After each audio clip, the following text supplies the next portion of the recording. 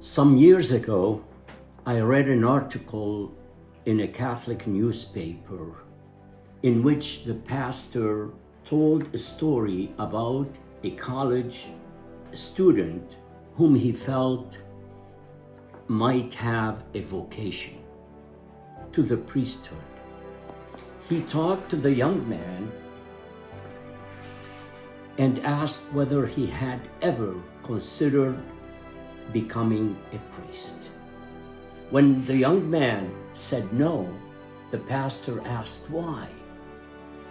The young man's simple reply was no. No one asked me. After that, the young man began to explore the idea, and after he entered the seminary. This story points out the importance of inviting young people to consider a vocation beyond our baptismal call to follow the Good Shepherd and to proclaim his gospel.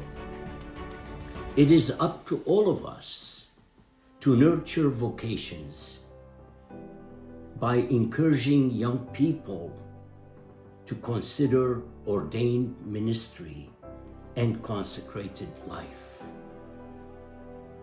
Giving a young person this kind of encouragement will help them see themselves in a different light.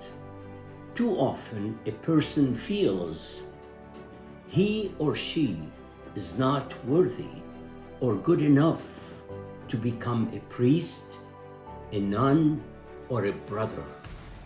It is not a matter of worthiness or unworthiness. It is a matter of God's will be for them. When we hear that word vocation, we often think of the calling that some people receive to serve the church as ordained ministers, like deacon or priest, or those who enter the religious life as consecrated brothers or sisters. This is a limited understanding of the word vocation.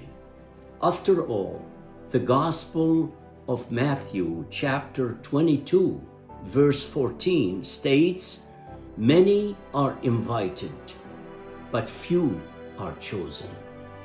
I personally was inspired by my pastor, whom I looked up to and desired to imitate him.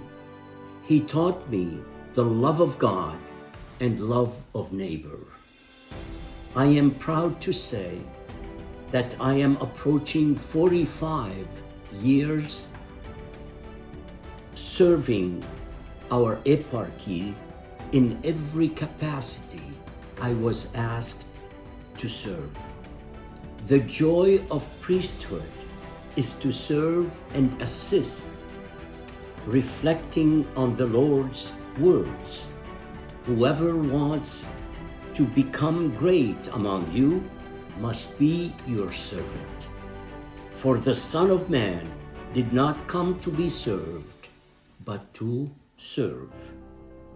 I often tell our seminarians, the future generation of our eparchies, how proud I am of them, and my reward as a rector will be to see them becoming holy priests, devoted to their ministry, humble and sincere, ready and willing to serve the flock entrusted to them.